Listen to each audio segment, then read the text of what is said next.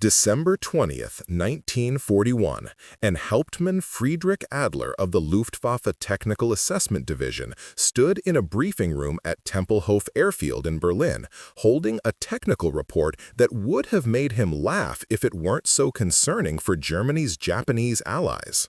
The document, freshly translated from Japanese military intelligence, described American P-40 Warhawk fighters being deployed to China under the command of a former U.S. Army Air Corps captain named Claire Chennault. Adler had personally evaluated captured P-40s in North Africa, had flown against them over the Mediterranean, had tested their capabilities against German fighters, and his conclusions were absolute. The P-40 was obsolete, outclassed, hopelessly inferior to modern combat aircraft. Its Allison engine produced inadequate power at altitude. Its rate of climb was pathetic compared to German fighters. Its maneuverability at high speeds was poor, and its armament, while adequate, was nothing exceptional. The aircraft was a relic of 1930s thinking, barely suitable for ground attack roles, certainly not capable of air superiority combat against purpose-built fighters. Before we jump back in, tell us where you're tuning in from, and if this story touches you, make sure you're subscribed, because tomorrow I've saved something extra special for you. Yet here was a report suggesting these obsolete aircraft would somehow challenge the Imperial Japanese Army Air Force in China, would contest air superiority over a theater where Japanese pilots had been operating with near impunity for 4 years, had perfected their tactics against Chinese resistance, had established absolute dominance through superior training and superior aircraft. The Japanese flew the Nakajima Ki-27 and the newer Ki-43 Hayabusa, fighters specifically designed for the Pacific theater, optimized for the combat conditions they would face, flown by pilots with extensive combat experience against Chinese forces. Against such opposition, the P-40 seemed like a cruel joke, a gesture of American support that would accomplish nothing except getting its pilots killed quickly and efficiently. Adler reviewed the technical specifications again, comparing them against known performance parameters of Japanese fighters, and the conclusion was inescapable. The P-40 was slower at altitude, climbed worse, turned more poorly, and lacked the range for extended operations over Chinese territory. Every metric favored the Japanese. Every calculation predicted American failure. Every analysis suggested that whoever had approved sending P-40s to China had either been ignorant of aerial combat realities or deliberately sacrificing American pilots for political purposes. The Luftwaffe had established detailed performance standards for fighter aircraft based on extensive combat experience over Europe, North Africa, and the Eastern Front. They understood what characteristics determined victory in aerial combat, had quantified the relationships between speed, climb rate, turning radius, and firepower, had reduced aerial warfare to a science where outcomes could be predicted with reasonable accuracy based on aircraft specifications and pilot training. The P-40 failed every test. Its maximum speed of 580 kilometers per hour at optimal altitude was respectable but not exceptional. Its service ceiling of 9,000 meters was adequate but limiting. Its rate of climb was frankly embarrassing, taking over 6 minutes to reach 6,000 meters, an eternity in combat where altitude advantage determined survival. German pilots joked that watching a P-40 climb was like watching paint dry, except less entertaining. The armament was conventional, 6 wing-mounted 50 caliber machine guns, effective enough but requiring precise aim and sustained fire to achieve kills, unlike the devastating cannon armament carried by German fighters that could destroy targets with brief bursts. The P-40's construction was robust, certainly, with armor protection for the pilot and self-sealing fuel tanks, but these defensive features merely prolonged the inevitable, buying seconds of survival rather than enabling victory. Adler had personally witnessed P-40s in combat over North Africa, where Luftwaffe pilots treated them as target practice, exploiting their poor climbing performance to maintain altitude advantage, their inadequate high-altitude speed to control engagement parameters, their predictable tactics to set up killing shots.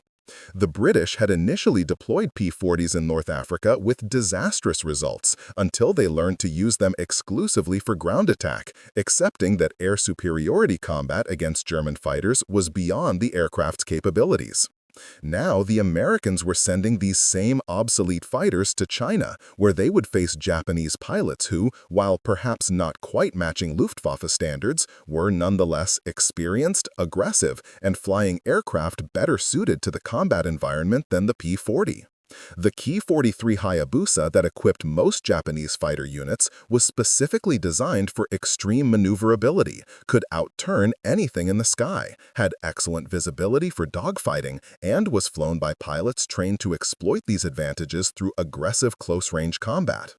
Against such opposition, the P-40's only advantages were its diving speed and its rugged construction, neither of which seemed sufficient to overcome its numerous deficiencies. The Japanese military attaché in Berlin, Colonel Hideaki Yamamoto, had privately shared his assessment with Adler during a diplomatic function the previous week. The colonel, who had observed Luftwaffe operations and understood German thoroughness in technical evaluation, expressed polite confidence that American intervention in China would fail quickly. His pilots had been fighting over China since 1937, had developed tactics specifically for that theater, understood the challenges of combat over vast distances with limited infrastructure, and had consistently defeated Chinese resistance despite occasional setbacks. Adding 100 obsolete American fighters to the equation would merely provide additional targets, would boost Japanese pilot scores without significantly impacting operational outcomes. The mathematics were clear, the technical analysis irrefutable, the historical precedents overwhelming. American P-40s would fail in China, just as they had struggled in North Africa, just as they would undoubtedly fail wherever they encountered modern fighters flown by competent pilots. Adler's report to Luftwaffe High Command echoed these conclusions, noting that while American entry into the war presented strategic challenges, the tactical effectiveness of their current fighter aircraft remained questionable at best. The P-40 represented American industrial thinking, building adequate aircraft in large numbers rather than pursuing German-style perfection in smaller quantities, a philosophy that might work for bombing campaigns where losses could be sustained, but seemed suicidal for fighter operations where individual aircraft performance determined survival. The Technical Assessment Division had developed detailed comparisons between American, British, German, Japanese, and Soviet fighters, ranking them across multiple performance categories, and the P-40 consistently appeared in the lower third of every meaningful metric. It wasn't the worst fighter in service. That dubious honor belonged to various obsolete biplanes still flying in secondary theaters. But it was decidedly mediocre, outclassed by nearly every modern design, suitable only for situations where opposition was minimal or non-existent. Preparing and narrating this story took us a lot of time, so if you are enjoying it, subscribe to our channel. It means a lot to us. Now back to the story. The American Volunteer Group, as Chennault's force was formally designated, consisted of former U.S. military pilots who had resigned their commissions to fight for China as mercenaries, an arrangement that provided political deniability while allowing American involvement before formal declaration of war. Intelligence reports suggested approximately 100 pilots had been recruited, mostly from Navy and Marine Corps aviation units, with some Army Air Corps pilots included. All promised substantial salaries and bonuses for every Japanese aircraft destroyed. The financial incentive was generous, $500 per confirmed kill, suggesting American awareness that their pilots would need significant motivation to fly obsolete fighters against experienced opposition. The entire arrangement struck Adler as desperate, a political gesture meant to appease Chinese requests for assistance without committing substantial resources or modern equipment that might actually make a difference. The P-40s being sent to China were not even the latest variants. Intelligence indicated they were P-40B and P-40C models, earlier production aircraft lacking some improvements incorporated into later versions, making them even less capable than the already mediocre standard. These aircraft had been diverted from British orders, making them technically export models with slightly different specifications than U.S. Army Air Corps versions. though the differences were minor and did nothing to address the fundamental performance limitations that made the P-40 unsuitable for air superiority combat against modern opposition. The Americans were essentially sending hand-me-downs to China, obsolete fighters they didn't want themselves, expecting these cast-offs to somehow achieve results that eluded the same aircraft type in other theaters. The logic was incomprehensible unless viewed purely as political theater, a symbolic gesture of support without real expectation of military effectiveness. Chennault himself was an interesting character, according to intelligence files. He had retired from the U.S. Army Air Corps in 1937 after conflicts with superiors over fighter tactics, had been hired by the Chinese government as an aviation advisor, and had spent 4 years studying Japanese air operations while developing his own tactical theories. Some reports suggested he was brilliant but difficult, a maverick who challenged conventional wisdom, which might explain why he had been pushed out of American military service. Others portrayed him as past his prime, a has-been trying to remain relevant by latching on to Chinese employment. Either way, his decision to defend China with P-40s suggested either desperation or delusion, possibly both. No competent air commander would willingly choose the P-40 for fighter operations if alternatives existed, which suggested either Chennault had no choice in the matter or fundamentally misunderstood the aircraft's limitations. The tactical situation in China further emphasized American disadvantage. Japanese air bases were well established, with maintenance facilities, spare parts, ammunition stockpiles, and experienced ground crews who had been supporting operations for years. The Americans would be operating from primitive airfields in southern China, dependent on long supply lines vulnerable to interdiction, lacking adequate maintenance infrastructure, forced to improvise solutions to technical problems that would be routine at established bases. Every aspect of the operational environment favored Japanese forces who had adapted to local conditions, established reliable logistics, and built institutional knowledge about conducting air operations in the China theater. The Americans would be learning these lessons under combat conditions while flying inferior aircraft, a combination virtually guaranteed to produce heavy casualties and minimal results. German advisors who had previously worked with Chinese military forces before the outbreak of war between Germany and the Soviet Union had reported extensively on the challenges of operating in China's vast interior. Infrastructure was primitive, distances were enormous, weather was unpredictable, and local support was unreliable. Japanese forces had overcome these challenges through meticulous planning and substantial resource investment, advantages the Americans would not possess. The German assessment suggested that, even with superior aircraft, establishing effective air operations in China would be extremely difficult, requiring months of preparation, extensive logistical support, and realistic expectations about what could be achieved. Attempting such operations with obsolete fighters and improvised infrastructure seemed like guaranteed failure, a wasteful expenditure of resources that would accomplish nothing except proving what everyone already knew, that the P-40 was inadequate for modern air combat. Adler had discussed the situation with Luftwaffe pilots who had flown against P-40s, gathering their tactical insights and combat experiences. The consensus was universal. The P-40 was easy prey if engaged properly. Its slow climb rate meant German fighters could maintain altitude advantage indefinitely, dictating engagement terms, attacking when favorable conditions existed, and disengaging if circumstances shifted. Its poor turning performance at high speeds meant it could not escape diving attacks, could not pursue German fighters in vertical maneuvers, could not force combat when German pilots chose to avoid it. The only situation where P-40s presented danger was in the unlikely event they achieved surprise and altitude advantage, allowing them to exploit their excellent diving speed and heavy firepower through slashing attacks. But such opportunities were rare and easily avoided through proper tactical awareness and formation discipline. The Technical Assessment Division had analyzed dozens of aerial combat engagements involving P-40s, identifying consistent patterns that validated theoretical predictions based on performance specifications. P-40s that attempted traditional dogfighting against more maneuverable opponents were invariably destroyed. P-40s that attempted climbing combat against opponents with superior vertical performance were systematically defeated.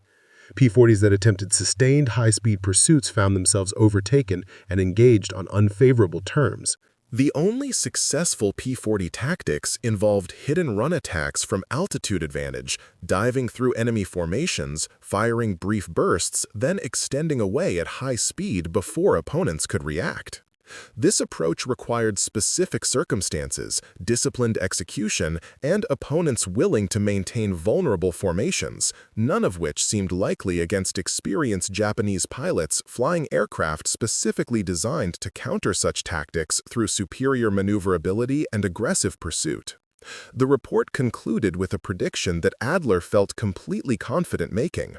The American volunteer group would suffer heavy casualties within the first month of operations, would be unable to contest Japanese air superiority over any significant territory, and would ultimately be withdrawn or destroyed after accomplishing nothing of strategic significance.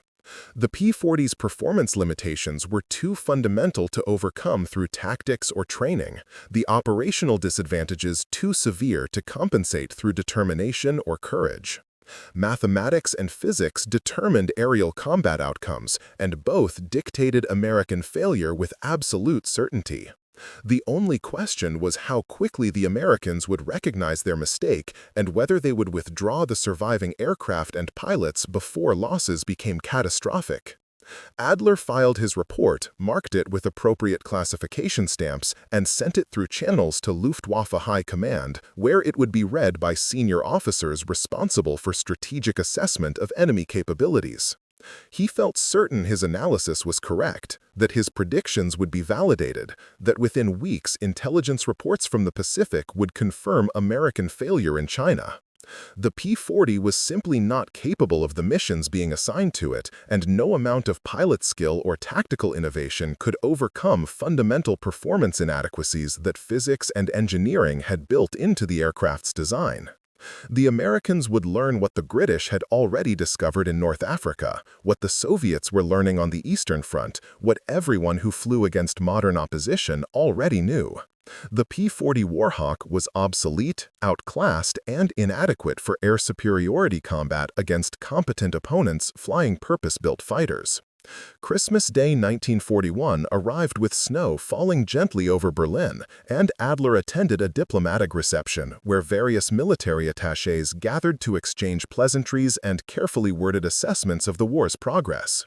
Colonel Yamamoto was there, resplendent in his dress uniform, discussing recent Japanese successes in the Pacific, the devastating attack on Pearl Harbor, the rapid advance through Southeast Asia, the complete dominance being established over vast territories. He mentioned almost casually that Japanese forces in China had begun encountering American P-40s, that initial engagements had occurred, and that results were exactly as predicted. The obsolete American fighters posed no significant threat, were being engaged and destroyed according to established procedures, and would soon be eliminated as a factor in Chinese air operations. Several victories had already been confirmed, with Japanese pilots reporting the P-40s as predictable and relatively easy targets compared to more challenging opposition they had faced elsewhere. Adler nodded knowingly, unsurprised by this news that confirmed his technical assessment. The P-40's failure was not unexpected, was in fact mathematically certain given its performance characteristics and the tactical situation in China. He asked politely about specific engagement details, curious about tactical execution more than outcomes, which were never in doubt, and Yamamoto described standard Japanese fighter tactics being applied successfully against the American aircraft. The K-43 pilots were using their superior maneuverability to force turning combat where the P-40 could not compete, were exploiting their excellent rate of climb to maintain altitude advantage, were pressing aggressive attacks that forced American pilots into defensive postures where their aircraft's limitations became fatal liabilities. Everything was proceeding exactly as analysis had predicted, exactly as physics and performance specifications dictated it must. The conversation moved on to other topics, the progress of German operations on the Eastern Front, speculation about how long Soviet resistance could continue, assessments of British capabilities after their defeats in North Africa and Greece. But Adler's mind kept returning to the P-40s in China, to the American pilots flying those obsolete fighters against overwhelming opposition, and he felt a certain professional sympathy for them.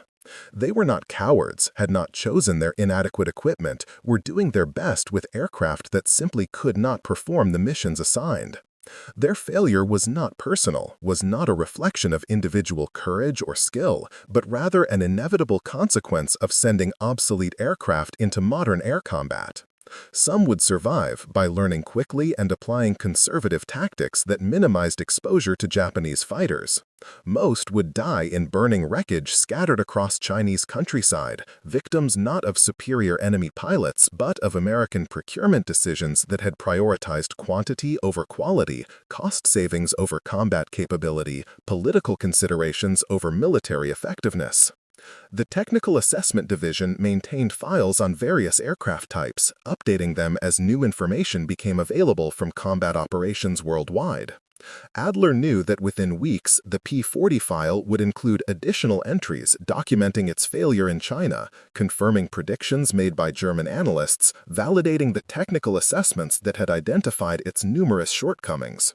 The pattern was established, the outcome certain, the mathematics absolute. The P-40 Warhawk was simply not competitive against modern fighters, and the American volunteer group in China would join the long list of units that discovered this truth through bitter experience, painful losses, and ultimately futile sacrifice. January 3, 1942, and the first intelligence reports from China began arriving at Luftwaffe headquarters with details that made Adler pause while reviewing his morning briefing documents.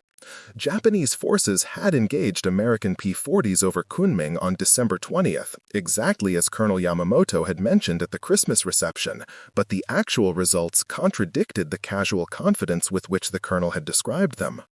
Initial Japanese reports claimed several American aircraft destroyed, but subsequent intelligence suggested a different story, one that made Adler retrieve his technical assessment file and review his conclusions about P-40 combat effectiveness against Japanese fighters in the China theater. The engagement over Kunming involved approximately 15 bombers escorted by 30 fighters, attacking the Chinese city where Chennault had established his headquarters and primary airfield. The American volunteer group scrambled approximately 20 P-40s to intercept, and what followed defied every tactical prediction Adler had made based on aircraft performance specifications and historical combat patterns.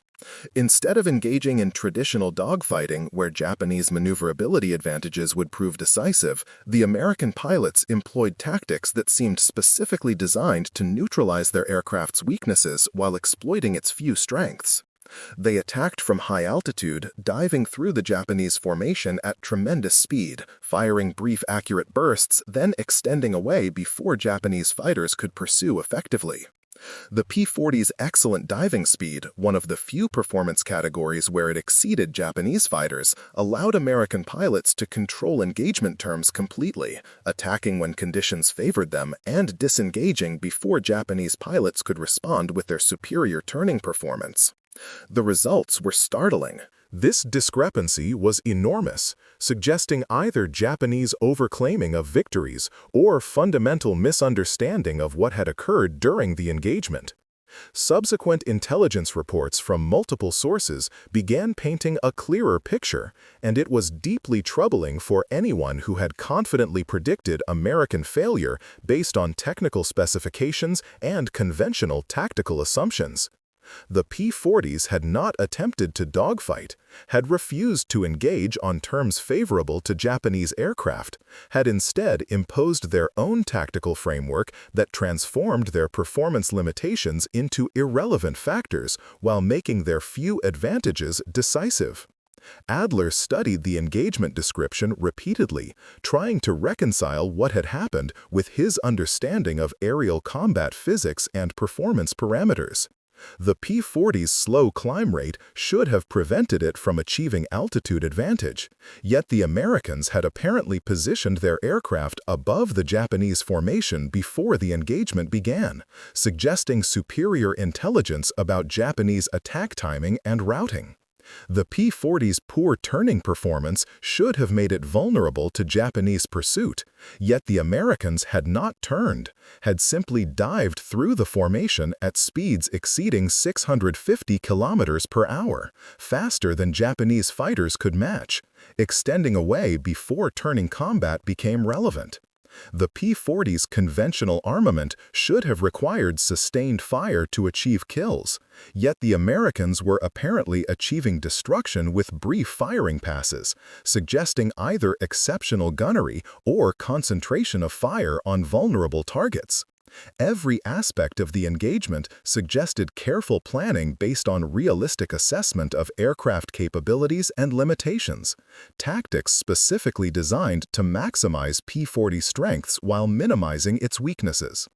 Discipline in execution that prevented American pilots from being drawn into the kind of maneuvering combat where Japanese fighters held decisive advantages. This was not what Adler had expected from American pilots flying obsolete fighters, was not consistent with the pattern of P-40 employment he had observed in North Africa, where Allied pilots often attempted conventional tactics unsuited to their aircraft's characteristics. Someone, presumably Chennault, had analyzed the P-40's performance envelope carefully, identified the narrow range of conditions where it could compete against superior opposition, and trained his pilots to create and exploit those conditions consistently. The second engagement occurred on December 23 when Japanese forces attempted another raid on Kunming, this time with heavier fighter escort and specific instructions to engage and destroy the American P-40s that had disrupted the previous attack. Japanese pilots were confident that proper tactical employment of their maneuverable fighters would quickly overcome the crude tactics American pilots had used, that traditional dogfighting would expose P-40 limitations and result in decisive Japanese victories. The engagement followed a similar pattern to the first, with American pilots attacking from altitude, diving through the Japanese formation, refusing to be drawn into turning combat, extending away at high speed whenever Japanese fighters attempted pursuit. Japanese pilots found themselves unable to force the kind of close-range maneuvering engagement where their aircraft's superior turning performance would prove decisive, were instead subjected to repeated slashing attacks that inflicted steady losses without offering opportunities for retaliation. The results were even more lopsided than the first engagement. Intelligence reports suggested 14 Japanese aircraft destroyed against 2 P-40s damaged, both of which returned to base and were repaired. The loss ratio was approximately 7-1 in favor of the Americans, an outcome that contradicted every prediction based on aircraft specifications and tactical convention.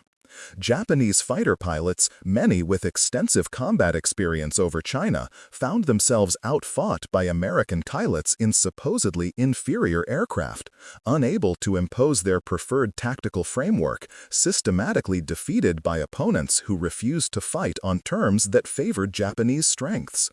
The frustration in Japanese after-action reports was evident even through the formal military language, with pilots describing American tactics as cowardly, unsporting, contrary to proper fighter combat etiquette, all of which translated to effective in ways that Japanese forces had not anticipated and could not easily counter. Adler requested additional intelligence on subsequent engagements, and the pattern continued with disturbing consistency through late December and early January. American P-40s continued employing the same basic tactical approach, diving attacks from altitude followed by high-speed extensions, and Japanese pilots continued suffering disproportionate losses while achieving minimal success against the American fighters. The cumulative effect was beginning to impact Japanese air operations over southern China, forcing them to increase fighter escort numbers, modify bombing altitudes, alter attack routes, all in response to 100 supposedly obsolete American fighters that should have been swept from the sky within weeks of their deployment. The mathematical certainty that had informed Adler's technical assessment was being systematically contradicted by combat results that defied conventional understanding of how aircraft performance determined tactical outcomes. The problem Adler slowly realized was that his analysis had been too narrowly focused on aircraft specifications without adequately considering how those specifications would be employed in actual combat by pilots with appropriate training and discipline. The P-40 was indeed slower at altitude, did climb poorly, did turn inadequately compared to Japanese fighters, but these limitations only mattered if combat occurred under conditions where those performance parameters were relevant. The Americans were simply refusing to fight under such conditions, were instead creating tactical situations where the P-40's diving speed and rugged construction became the decisive factors, while Japanese advantages in climb rate and turning performance became irrelevant. It was brilliant in its simplicity, frustrating in its effectiveness, completely contrary to how fighter combat was supposed to work according to tactical doctrine that assumed opponents would meet on roughly equal terms and contest control through traditional dogfighting. The Technical Assessment Division received requests from Luftwaffe High Command for updated analysis of American fighter capabilities in light of combat results from China that contradicted previous predictions. Adler found himself in the uncomfortable position of explaining how his careful technical analysis had proven inadequate for predicting actual combat outcomes, how aircraft with inferior specifications could nonetheless achieve superior results through unconventional tactical employment, how assumptions about how aerial combat must unfold had blinded him to alternative possibilities that intelligent opponents could exploit. The P-40 was still a mediocre fighter by objective technical standards, but Chennault had found a way to make mediocrity tactically superior to excellence through asymmetric tactical approaches that German and Japanese doctrine had not adequately considered. The implications extended beyond the immediate situation in China. If obsolete fighters could achieve favorable results against technically superior opposition through unconventional tactics, what did that suggest about German confidence in their own tactical doctrines and aircraft designs? The Luftwaffe had developed sophisticated tactical systems based on extensive combat experience, had refined their approaches through thousands of engagements over multiple theaters, had created what they considered optimal frameworks for employing fighter aircraft against various types of opposition. Yet here was evidence that those frameworks, those assumptions, those carefully developed doctrines could be bypassed by opponents who simply refused to engage according to expected patterns, who imposed their own tactical logic regardless of what conventional doctrine suggested should happen. Adler's revised assessment acknowledged that the P-40, while technically inferior to modern fighters, could nonetheless achieve tactically significant results when employed by well-trained pilots following doctrines specifically designed to exploit its narrow performance advantages. The key factors were not aircraft specifications alone, but rather the combination of specifications, tactics, training, and discipline that determined actual combat effectiveness. The Americans in China had somehow achieved optimal integration of these factors, had created tactical conditions where their aircraft's limitations became irrelevant, while their few advantages became decisive. It was brilliant in its simplicity, frustrating in its effectiveness, completely contrary to how fighter combat was supposed to work according to conventional tactical doctrine that assumed opponents would meet on roughly equal terms and contest control through traditional dogfighting. The Technical Assessment Division received requests from Luftwaffe High Command for updated analysis of American fighter capabilities in light of combat results from China that contradicted previous predictions. Adler found himself in the uncomfortable position of explaining how his careful technical analysis had proven inadequate for predicting actual combat outcomes, how aircraft with inferior specifications could nonetheless achieve superior results through unconventional tactical employment, how assumptions about how aerial combat must unfold had blinded him to alternative possibilities that intelligent opponents could exploit. The P-40 was still a mediocre fighter by objective technical standards, but Chennault had found a way to make The exact numbers were disputed, with American claims seeming inflated compared to Japanese loss reports. But even conservative analysis suggested loss ratios favoring the Americans by at least 3-to-1, possibly much higher. Japanese forces were being forced to commit increasing resources to counter a single American squadron, were suffering steady attrition among experienced pilots, were finding their previously undisputed air superiority challenged by a force that conventional analysis suggested should have been eliminated quickly and easily. The tactical pattern remained consistent. American P-40s operated in pairs or fours, maintained altitude advantage through early warning systems and careful positioning, attacked Japanese formations from above using high-speed dialing passes, fired accurately during brief firing opportunities, then extended away at speeds Japanese fighters could not match in diving flight. When Japanese fighters attempted to pursue, American pilots maintained their high-speed extension until reaching safe distance, then climbed back to altitude to prepare for subsequent attacks. The discipline required to execute this approach consistently was extraordinary, requiring American pilots to resist the natural fighter pilot instinct to turn and engage when challenged, to instead maintain their tactical framework regardless of what opponents did to provoke conventional dogfighting. Japanese pilots found this approach deeply frustrating, contrary to their conception of honorable aerial combat, but were unable to develop effective counters that would force Americans into the kind of close-range maneuvering where Japanese aircraft advantages would prove decisive. German fighter pilots who learned about the situation in China had mixed reactions. Some dismissed it as exaggerated, suggesting American victory claims were propaganda inflated far beyond actual results. Others recognized the tactical sophistication involved, understood that Chennault had identified a genuine asymmetric approach that could offset technical inferiority through disciplined execution of unconventional tactics. A few began questioning whether Luftwaffe doctrine adequately addressed opponents who might employ similar approaches, whether German fighters might face similar challenges if opponents refused to engage according to expected patterns.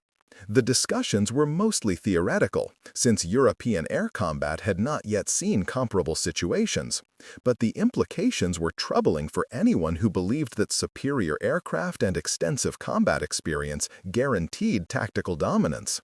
Adler received reports from German advisors in Japan who had observed Japanese Army Air Force operations and spoke with pilots returning from China. The frustration among Japanese aviators was palpable and growing. They had expected easy victories against obsolete American fighters, had been trained and equipped for aerial combat that emphasized close-range maneuvering where Japanese aircraft advantages would prove decisive, had developed tactics and doctrine based on years of experience fighting Chinese opposition that generally could not match Japanese performance or skill. The Americans were simply not cooperating with these expectations, were refusing to fight the kind of combat Japanese pilots trained for, were instead imposing their own tactical framework that made Japanese training and aircraft advantages largely irrelevant. The psychological impact was significant, with Japanese pilots becoming increasingly cautious about engaging American P-40s, uncertain about how to counter tactics that seemed to violate conventional fighter combat logic. March intelligence brought reports of expanded American operations over Burma, where Japanese forces were advancing rapidly against British colonial forces that lacked adequate air support. The American volunteer group deployed detachments to Rangoon and other locations, attempting to contest Japanese air superiority that had been absolute since the beginning of operations. The tactical approach remained consistent: diving attacks from altitude followed by high-speed extensions, and Japanese forces continued suffering disproportionate losses despite numerical superiority and presumably superior aircraft.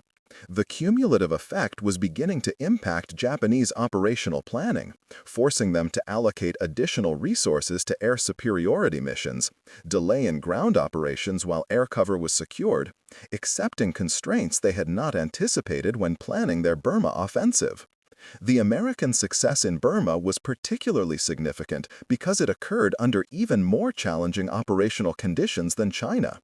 Infrastructure was more primitive, supply lines longer and more vulnerable, maintenance facilities inadequate, yet the P-40s continue operating effectively against Japanese opposition that should have overwhelmed them through sheer numbers and superior logistics. The cumulative effect was beginning to impact Japanese operational planning, forcing them to allocate additional resources to air superiority missions, delay in ground operations while air cover was secured, except in constraints they had not anticipated when planning their Burma offensive.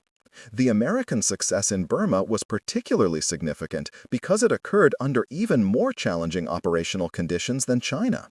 Infrastructure was more primitive, supply lines longer and more vulnerable, maintenance facilities inadequate. Yet the P-40s continued operating effectively against Japanese opposition that should have overwhelmed them through sheer numbers and superior logistics. The cumulative effect was beginning to impact Japanese operational planning, forcing them to allocate additional resources to air superiority missions, delaying ground operations while air cover was secured, except in constraints they had not anticipated when planning their Burma offensive. The American success in Burma was particularly significant because it occurred under even more challenging operational conditions than China. Infrastructure was more primitive, supply lines longer and more vulnerable, maintenance facilities inadequate. Yet the P-40s continued operating effectively against Japanese opposition that should have overwhelmed them through sheer numbers and superior logistics. The American success in Burma was particularly significant because it occurred under even more challenging operational conditions than China. Infrastructure was more primitive, supply lines longer and more vulnerable, maintenance facilities inadequate. Yet the P-40s continued operating effectively against Japanese opposition that should have overwhelmed them through sheer numbers and superior logistics. The Americans were demonstrating that tactical innovation and disciplined execution could overcome not just technical inferiority, but also operational disadvantages that conventional military wisdom suggested would be decisive. Every engagement provided additional evidence that Adler's original assessment had been fundamentally flawed, that aircraft specifications alone did not determine combat effectiveness, that asymmetric tactical approaches could transform mediocre aircraft into effective weapons when employed by skilled pilots following appropriate doctrine. The Technical Assessment Division faced increasing pressure to explain how their predictions about American failure in China had proven so completely wrong, how supposedly obsolete fighters had achieved results that contradicted every calculation and analysis. Adler found himself reviewing fundamental assumptions about aerial combat, questioning whether German tactical doctrine adequately addressed the full range of possible opponent behaviors, whether confidence in technical superiority had created blind spots that clever enemies could exploit. The P-40 remained a mediocre fighter by objective standards. Its performance specifications had not changed, yet it was achieving results far exceeding what those specifications suggested possible. The discrepancy challenged basic premises about how aerial warfare worked, suggested that physics and engineering were less determinative than German doctrine assumed, implied that tactical creativity and disciplined execution could matter more than horsepower and wing loading. Intelligence reports from April documented Japanese attempts to counter American tactics through various approaches. Some units tried attacking from higher altitudes to deny Americans the altitude advantage they relied upon, but found that P-40s could dive away before interception occurred, then climb back to altitude after Japanese fighters departed. Others attempted to ignore the American fighters and focus on completing bombing missions, accepting the likelihood of losses in exchange for accomplishing primary objectives, but found that American diving attacks inflicted such severe losses that bombing accuracy and mission effectiveness deteriorated unacceptably. A few Japanese commanders experimented with leaving formations of fighters at altitude as top cover specifically to counter American diving attacks, but found that P-40 pilots simply refused to attack when such conditions existed, waiting for opportunities where tactical circumstances favored them regardless of how long patience required. Every Japanese tactical innovation seemed to fail against American discipline and tactical flexibility. The P-40 pilots were not rigidly following prescribed tactics, but rather adapting to changing circumstances while maintaining their core principle of refusing combat on unfavorable terms. When Japanese forces tried one approach, Americans adjusted their tactics to counter it. When Japanese tried something different, Americans found new responses. The tactical cycle repeated endlessly, with Japanese forces unable to impose their preferred combat framework while Americans continued controlling engagement terms through superior tactical discipline. The loss ratios remained consistently favorable to the Americans, sometimes dramatically so, and Japanese air superiority over southern China and Burma was being genuinely contested by a force that represented a tiny fraction of Japanese numerical strength. May brought shocking news from the Pacific Theater. The American Volunteer Group was claiming approximately 300 Japanese aircraft destroyed since beginning operations, against fewer than 20 P-40s lost in combat. The numbers seemed impossible, far too favorable to be credible. Yet intelligence from multiple sources suggested that even if American claims were inflated by 50%, which was typical for aerial combat overclaiming, the actual results still represented extraordinary success against supposedly superior opposition. Japanese sources reluctantly acknowledged losing over 100 aircraft to American action in China and Burma, a number that probably understated actual losses given military tendency to minimize acknowledged defeats. Even the most conservative analysis suggested the Americans were achieving kill ratios exceeding 5-to-1, possibly approaching 10-to-1, in aircraft that conventional wisdom insisted were obsolete and outclassed. Adler found himself writing another report, this one fundamentally different from his confident prediction of American failure 6 months earlier. The new assessment acknowledged that tactical employment and pilot training could overcome technical inferiority when opponents possessed sufficient discipline to exploit narrow performance advantages while refusing engagement under unfavorable conditions. The P-40 Warhawk remained a mediocre fighter by specification standards, but had proven tactically effective when employed according to doctrine specifically designed for its unique characteristics. The lesson extended beyond the immediate situation in China, suggesting that German forces might face similar challenges against technically inferior opponents who employed unconventional tactics and refused to engage according to expected patterns. The broader strategic implications troubled Adler deeply. If the P-40 could succeed against Japanese fighters through clever tactics despite technical inferiority, what did that suggest about future air combat as American industrial production began delivering newer aircraft to supplement and eventually replace the obsolete types currently in service? The Americans were already producing P-38 Lightnings and P-47 Thunderbolts that matched or exceeded German fighter performance, were developing the P-51 Mustang that would eventually prove superior to anything Germany could produce. When American pilots applied the tactical lessons learned in China to modern high-performance fighters, the results might prove devastating for German air superiority that relied on technical advantage and tactical convention. The Flying Tigers had demonstrated that American pilots could compete against superior opposition through tactical innovation and disciplined execution. When they gained technical parity or superiority, the competitive balance might shift dramatically against German forces that had grown comfortable with their dominance. June intelligence reports documented the dissolution of the American Volunteer Group as its pilots were inducted into regular U.S. Army Air Forces, with most joining the newly formed 23rd Fighter Group that would continue operations over China using P-40s supplemented by newer aircraft types.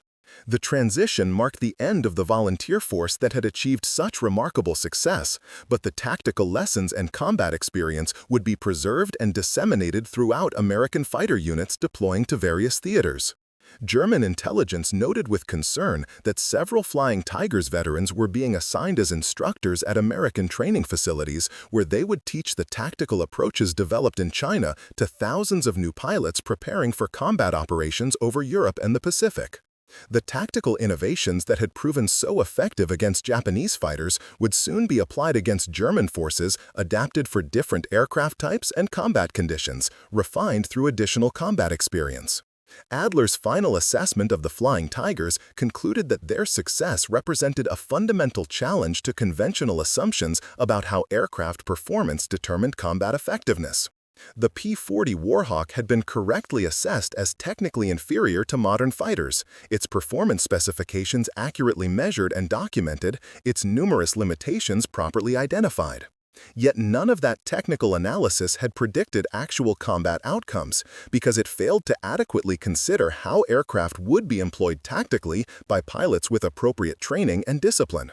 The Flying Tigers had demonstrated that tactical creativity could overcome technical limitations, that asymmetric approaches could neutralize opponent advantages, that disciplined execution could transform mediocre equipment into effective weapons. The lesson was applicable beyond aviation, suggesting that technical superiority alone could not guarantee military victory, that opponent innovation and adaptation could overcome what seemed like insurmountable advantages through clever exploitation of narrow opportunities and systematic denial of favorable engagement conditions. The report ended with a warning that German forces should expect increasing tactical sophistication from American opponents as combat experience accumulated and lessons learned were disseminated through training systems. The easy victories that technical superiority had sometimes provided would become rarer as American forces adapted their tactics to exploit their strengths while minimizing their weaknesses, as they learned to refuse combat on unfavorable terms while imposing their own tactical frameworks. The comfortable assumption that superior German training and superior German equipment would guarantee victory regardless of opponent actions was no longer valid, if it ever had been. The Flying Tigers had proven that determined opponents with inferior equipment could nonetheless achieve decisive tactical success through innovation and discipline. And that lesson would not be forgotten as American industrial might began producing weapons that matched or exceeded German capabilities. Up next, you've got two more standout stories right on your screen. If this one hit the mark, you won't want to pass these up. Just click and check them out.